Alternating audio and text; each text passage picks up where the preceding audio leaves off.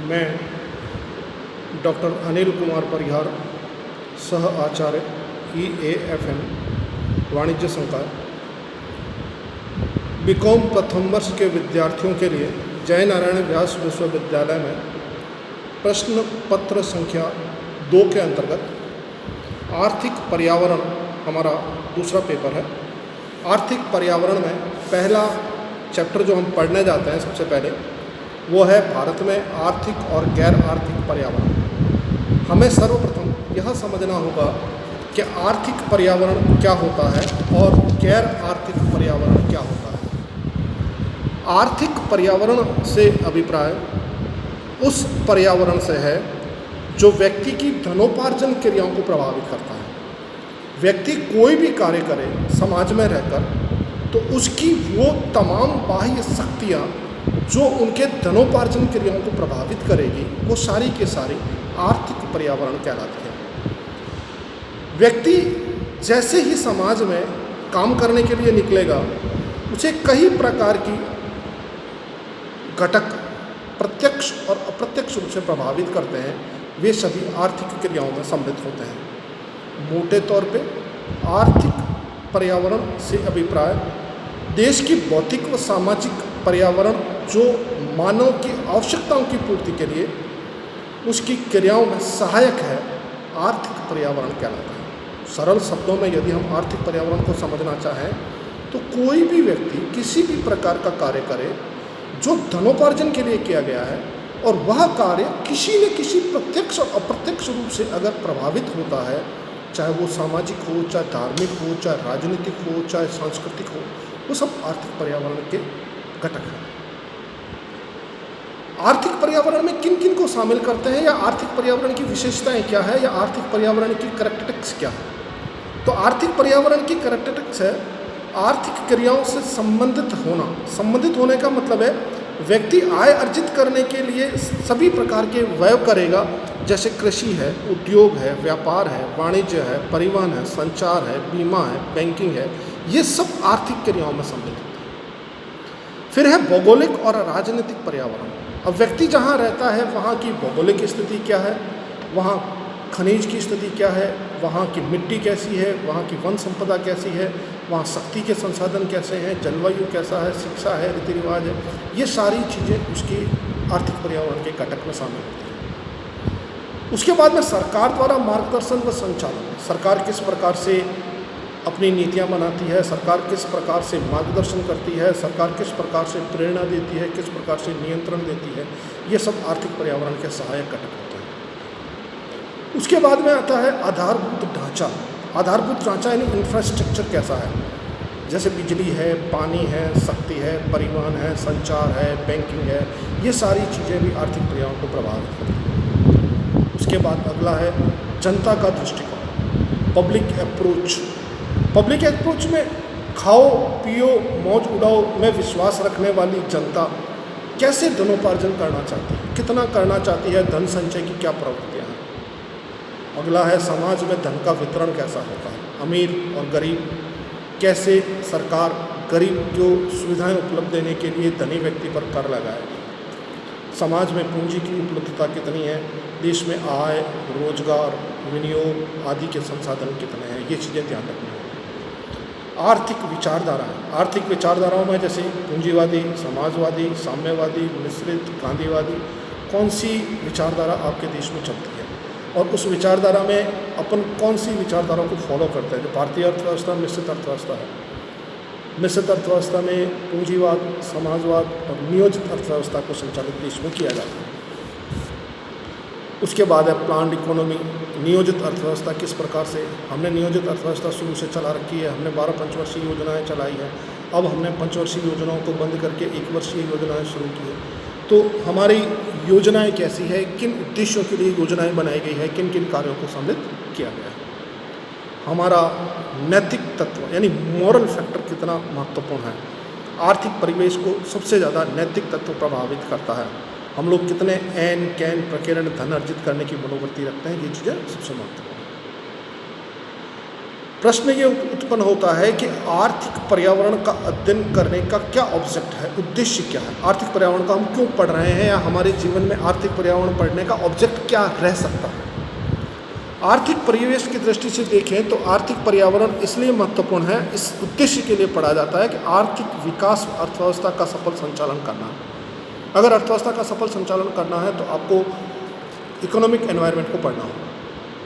अगर आपको नवीन संसाधनों और अवसरों की खोज करनी है तो भी आपको आर्थिक पर्यावरण का पढ़ना होगा। यदि आपको परिवर्तनशील तत्वों की जानकारी प्राप्त करनी है तो आर्थिक परिवेश में आपको आर्थिक पर्यावरण को देखना, उद्देश्य हमारा सबसे महत्वपूर्ण यही है। यदि हम पर्यावरण को आर्थिक विकास के अनुरूप बनाने का दबाव डालना चाहेंगे तो भी हमें आर्थिक पर्यावरण को पढ़ना होगा। आर्थिक पर्यावरण इसलिए जरूरी है कि देश के आर्थिक विकास के लिए इसका अधिकाधिक उपयोग किया जा सके। इन 6 उद्देश्यों को ध्यान में रखकर आर्थिक पर्यावरण को हम देखते हैं। अगला प्रश्न का अगला पार्ट यह है कि आर्थिक पर्यावरण को कौन कौन सी चीज़ें प्रभावित करती है, या आर्थिक पर्यावरण के अंग क्या हैं, या आर्थिक पर्यावरण के तत्व क्या हैं। फैक्टर इफेक्टिंग इकोनॉमिक एनवायरनमेंट और कंपोनेंट्स और फैक्टर ऑफ इकोनॉमिक एनवायरनमेंट। बहुत सीधी बात है, आर्थिक पर्यावरण कभी भी स्थिर नहीं रहता। विभिन्न अंगों और तत्वों में जैसे जैसे परिवर्तन होगा वैसे वैसे हमारा आर्थिक पर्यावरण भी परिवर्तित होगा। इनमें परिवर्तन का आर्थिक परिवेश पर गहरा प्रभाव पड़ता है। वास्तव में समूचा अर्थतंत्र इस प्रकार जुड़ा हुआ है कि एक तत्व में परिवर्तन होते ही दूसरा तत्व प्रभावित होता है। आर्थिक पर्यावरण को प्रभावित करने वाले प्रमुख तत्व निम्न हैं। ये मेन फैक्टर्स हैं जिनके कारण हमारी इकोनॉमिक एनवायरनमेंट इफेक्ट होती है। नंबर 1, प्राकृतिक संसाधन यानी नेचुरल रिसोर्सेज।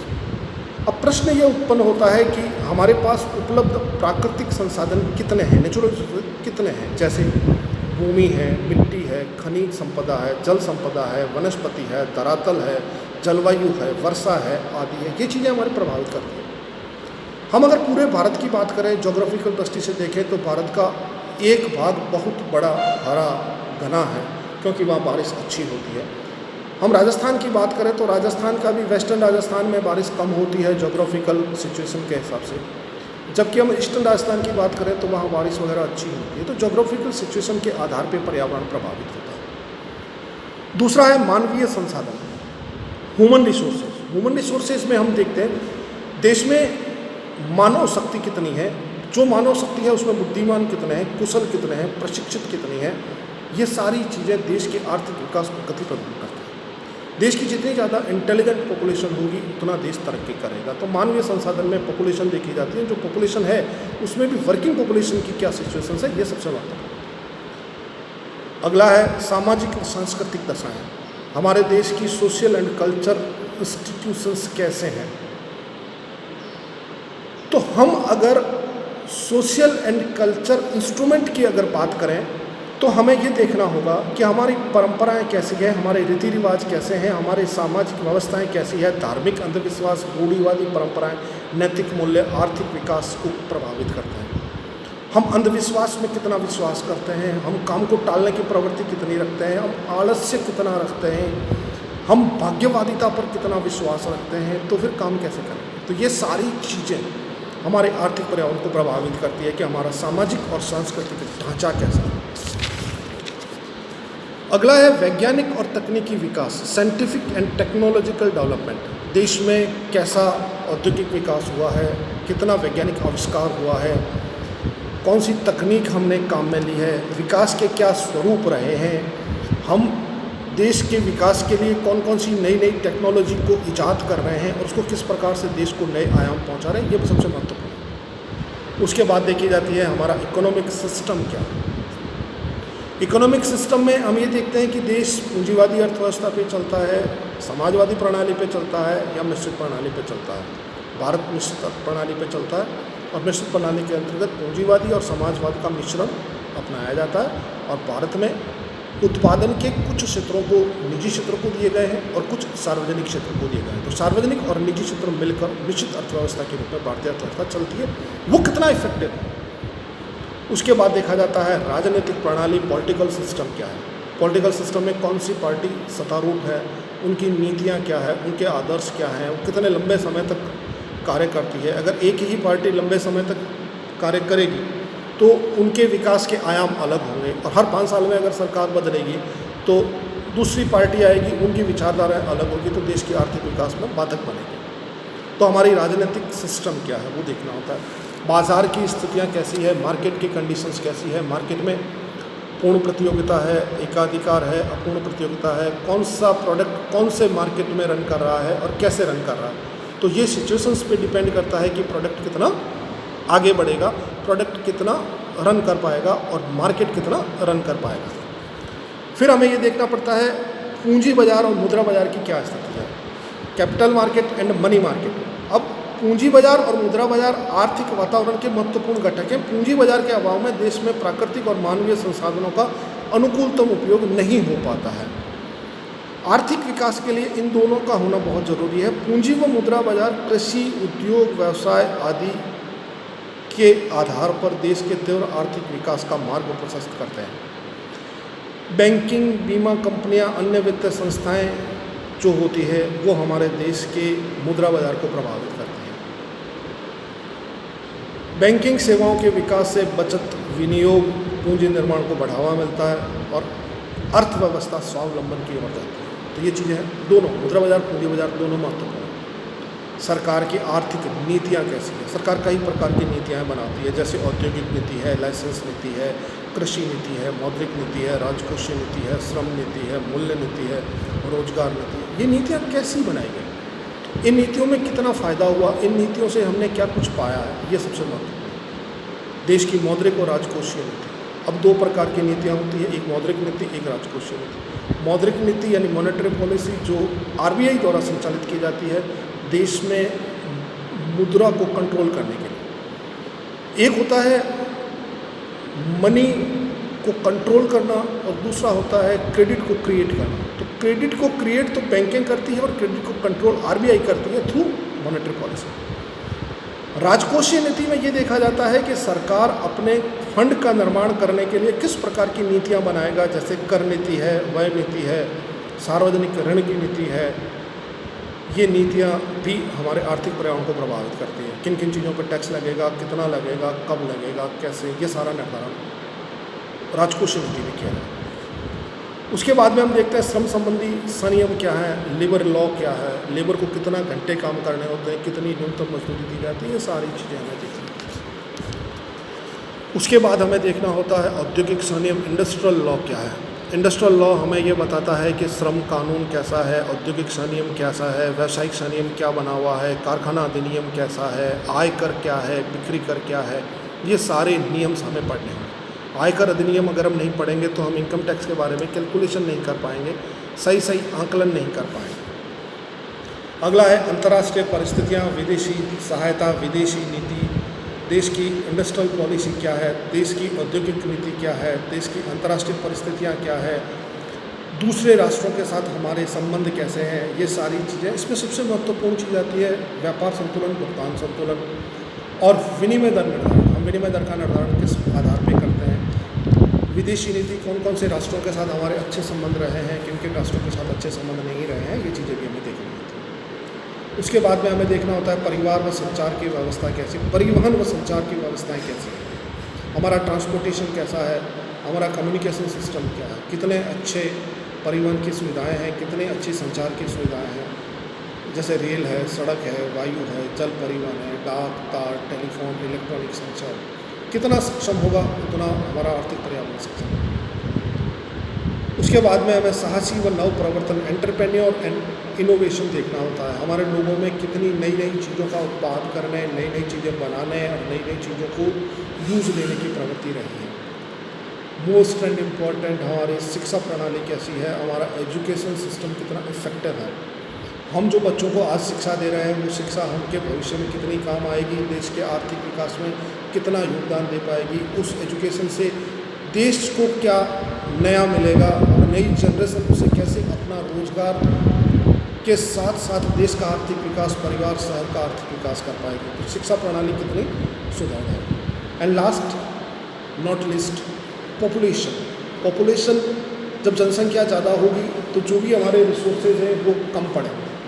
तो हमारी जनसंख्या कितनी है, कितनी जनसंख्या एजुकेटेड है, कितनी अनएजुकेटेड है, क्या सेक्स रेशियो है, मेल फीमेल क्या है, रेट ऑफ इंक्रीजिंग क्या है, ये सारी चीज़ें भी हमें देखनी होगी। इसके बाद हम बात करेंगे आर्थिक पर्यावरण के बाद में गैर आर्थिक पर्यावरण। अब गैर आर्थिक पर्यावरण होता क्या है? गैर आर्थिक पर्यावरण से अभिप्राय उन गैर आर्थिक घटकों से है जो आर्थिक संस्थाओं के कार्य के बीच में उत्पन्न होते हैं। मोटे तौर पे गैर आर्थिक पर्यावरण की यदि हम बात करें तो जैसे सबसे पहले भौतिक पर्यावरण। भौतिक पर्यावरण में यदि हम देखें तो व्यवसाय की स्थापना और संचालन के लिए कई प्रकार के संसाधनों की आवश्यकता होती है। जैसे भौतिक पर्यावरण में हम बात करें तो प्राकृतिक संसाधन कैसे हैं, प्रकृति ने हमें क्या दिया है, हमारा जलवायु कैसा है, क्लाइमेट कैसा रहता है हमारे साथ, हमारा आधारभूत ढांचा इंफ्रास्ट्रक्चर कैसा रहता है, जिसमें सड़कें हैं, जल है, विद्युत है, यातायात है, संचार है, बीमा है, गोदाम है, ये सारी चीज़ें हमें देखनी होती हैं। फिर हमें शक्ति के संसाधन देखने होते हैं, हमारे पास एनर्जी कितनी है। एनर्जी का मतलब बिजली हम जल कहाँ से लाते हैं, कोयला है, पेट्रोल है, विद्युत है, सौर ऊर्जा है, इन सभी की चीज़ों की महत्वपूर्ण भूमिका रहती है। उसके बाद हमें जन उपयोगी सेवाएं देखनी होती है। जन उपयोगी सेवाओं में ये देखना होता है परिवहन, संचार, बैंक, बीमा, जल विद्युत, टेलीफोन, आकाशवाणी, इंटरनेट आदि सेवाएं कैसी हैं। उसके बाद हमें इकोलॉजिकल परिस्थितियां देखनी होती है। पारिस्थितिक हमारी इकोलॉजिकल सिचुएशंस क्या है। व्यवसाय के केंद्रीकरण में पर्यावरण प्रदूषण, प्राकृतिक संतुलन, धन संपत्ति के समान वितरण, नगरीय दबाव, संपत्ति सुरक्षा आदि की समस्याएं व्यवसाय के भौतिक वातावरण से जुड़ी हुई हैं।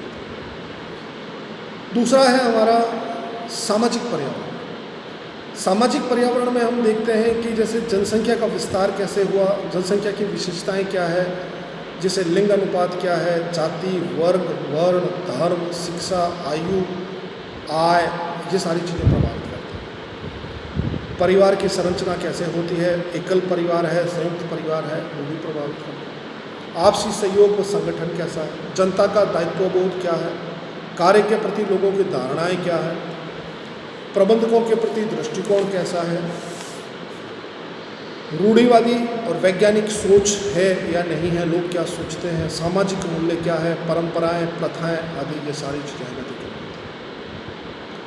तीसरा है राजनीतिक पर्यावरण। राजनीतिक पर्यावरण में ये देखना होता है सरकार की राजनीतिक विचारधाराएं कैसी है, जन कल्याण संबंधी नीतियाँ क्या है, राजनीतिक चंदा कितना आता है, राजनीतिक स्थिरता कितनी होती है, राष्ट्रीय सुरक्षा, सैन्य नीति हमारी क्या है, विदेश नीति क्या है, अवसरवादी क्या है, सरकारी नीतियाँ क्या है, नियम क्या है, राष्ट्रीय प्रतिष्ठा आदि, ये सारी चीज़ें हमें गैर आर्थिक पर्यावरण में समझनी होती है। चौथा है वैज्ञानिक पर्यावरण, लीगल एनवायरनमेंट। लीगल एनवायरनमेंट में हमें ये देखना होता है कि हमारे संविधान में प्रावधान क्या है, हमारा व्यापारिक संनियम क्या है, हमारा आर्थिक संनियम क्या है, हमारा औद्योगिक श्रम संनियम क्या है, प्रदूषण नियंत्रण अधिनियम कैसे बना हुआ है, आर्थिक नीतियाँ कैसे बनी हुई हैं, कर नीति, व्यवसाय, न्यायिक व्यवस्था, सामाजिक नियंत्रण, राष्ट्रीयकरण, समाजीकरण, निजीकरण, ये सारी चीज़ें हमें गैर आर्थिक वातावरण में देखनी होती हैं। इसके अलावा पांचवा पॉइंट है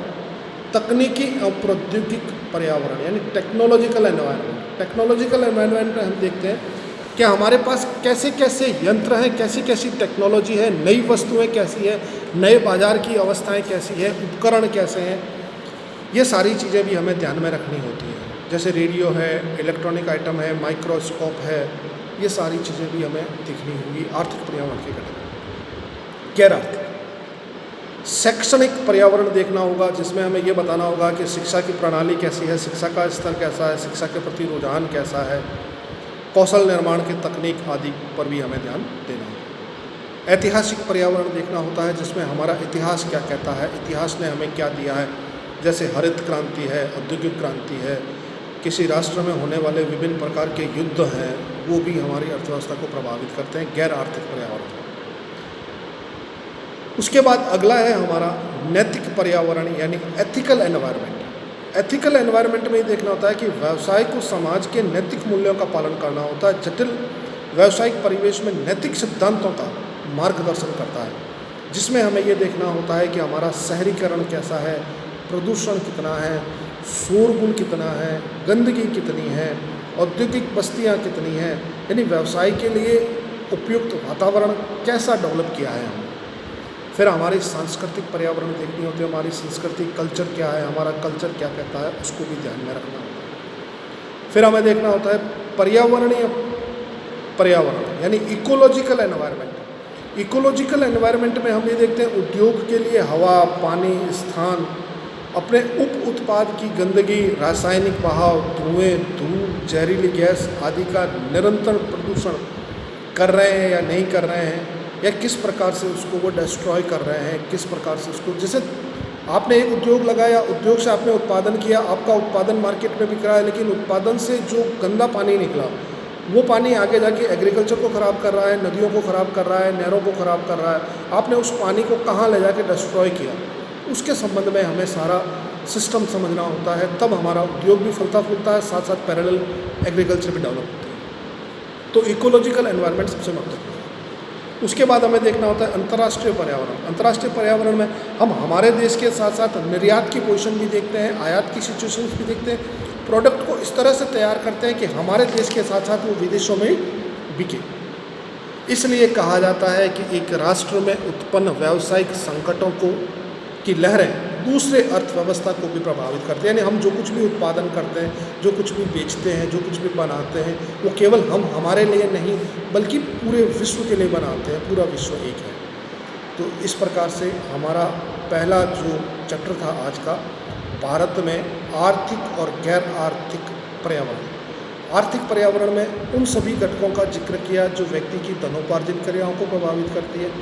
गैर आर्थिक क्रियाओं में हमने उन सभी घटकों के बारे में बात की जो आर्थिक क्रियाओं को प्रत्यक्ष रूप से प्रभावित नहीं करती है, लेकिन अप्रत्यक्ष रूप से प्रभावित करती है। जैसे हमारी सामाजिक है, हमारी संस्कृति है, औद्योगिक नीतियाँ हैं, सरकार की नीतियाँ हैं, सरकार ने क्या नियम बनाए हैं, क्या हमारा इकोलॉजिकल सिचुएशन सारे।